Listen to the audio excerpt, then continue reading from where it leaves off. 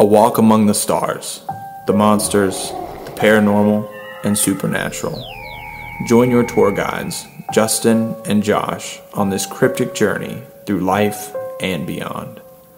What you may not know is you've been on this journey for a long time, and you finally arrived. Join us and our cult by subscribing to this podcast and giving us a generous 5-star rating. With doing so, your soul will be set and the afterlife defined. Welcome to It's Cryptic Out There.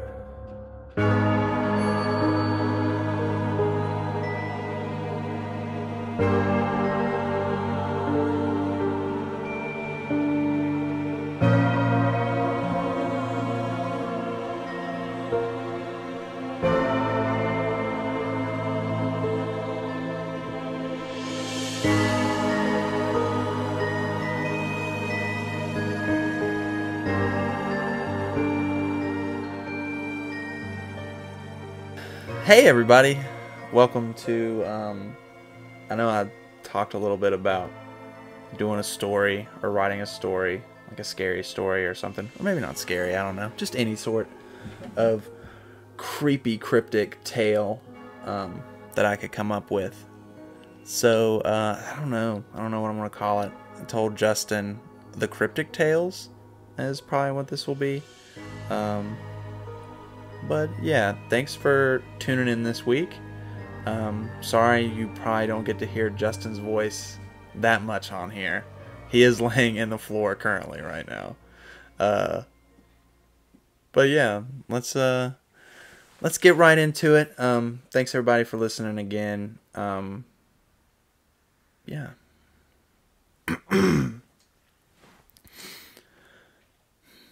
The beast lives, waiting for its prey, so it can make simple, yet calculated moves. It's gracious, running through the Appalachian wilderness, with the full moonlight gleaming and beaming through the thick and dense woods. You can hear the sticks snap as the beast takes its stride. Yet, our predator, it is no normal alpha being. Some say the shredded and mutilated carcasses of deer and the occasional trail hiker are that of a bear, possibly a wolf. The whispers in the wind tell of a different monster, one that is cursed and inflicted with a great pain. Its howls and wails are found to be torturous.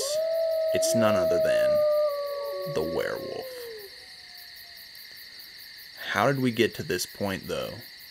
Who is our unlucky, poor soul who is stuck dealing with the dreaded plague of lycanthropy? Unfortunately, it all started on a warm spring night, with morning peeking just around the corner. The sun barely visible over the Appalachian Mountains. A mother and father are frantically packing, throwing clothes into an overnight suitcase. Though, it's not fear that drives them to rush. It's excitement.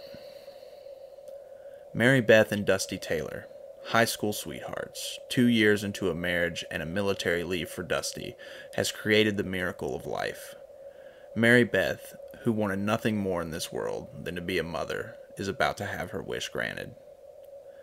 They rush out the door and into the car.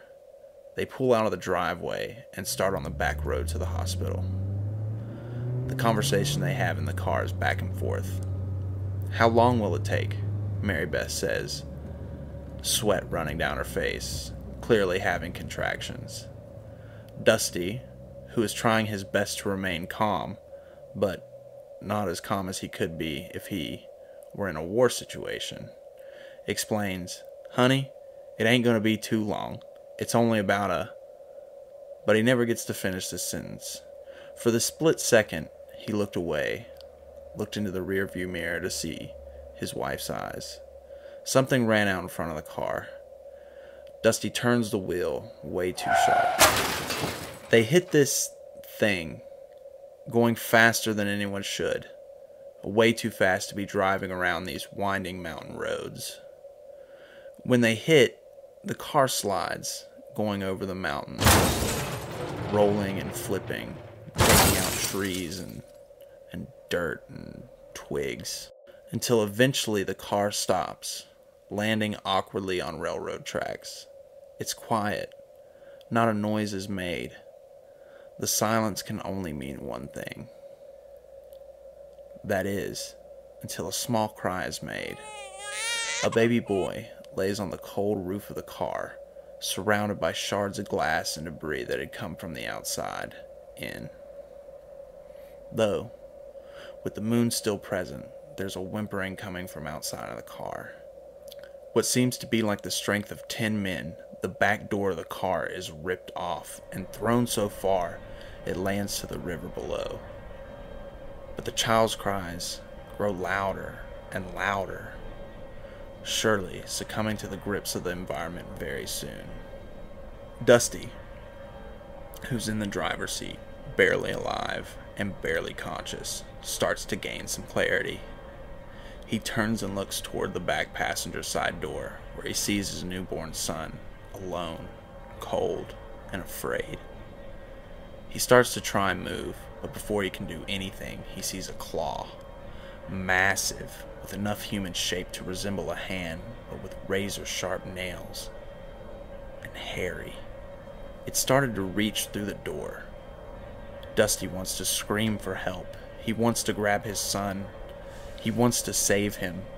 But the last thing Dusty Taylor ever saw was his son being grabbed out of the car by this monstrosity. He passes away moments later. Unfortunately, Mary Beth passed while giving birth. After the car had stopped rolling and had landed, there was no longer any waiting. It was time. She pushed and she pushed, and her beautiful young son was here. She was able to see her son, but only for moments before she succumbed to the internal injuries sustained during the crash. With the sun now fully starting to show, the baby in the arms of this monster, this being, this thing. But why? Where is it taking this baby? They arrive at a house, not far from where the crash happened. It's a large farmhouse with cattle and crops and 2 guest houses on the property, with some people already active this early in the morning doing chores. They don't see the werewolf because the change had happened.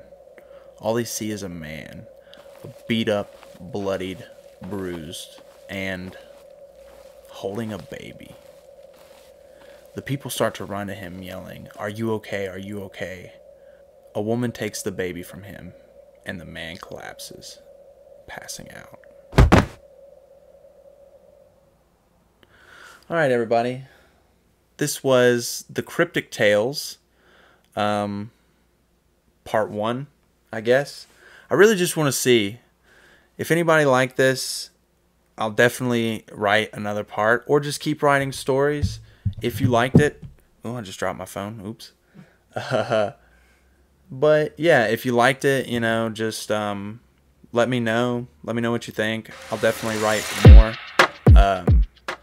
Just thought that this could be a little something else that we got going on. Thank you guys so much for tuning in. Follow us on social media, Instagram, Facebook, Twitter, anywhere that we can be found, really. We have a social media for it. All podcast platforms, you can find us there. Make sure to give us 5 stars if you really like us. Leave us a comment. Tell me what's your favorite Halloween candy? Or like a favorite, what's a scary food? Do you have any food that you're afraid of? Maybe you're allergic to it or something like that. But yeah, maybe a scary food. I don't like tomatoes. Maybe that's my personal scary food. But anyway, thanks for tuning in. I appreciate you guys. Give me your feedback. And as always, watch your back. It's cryptic out there.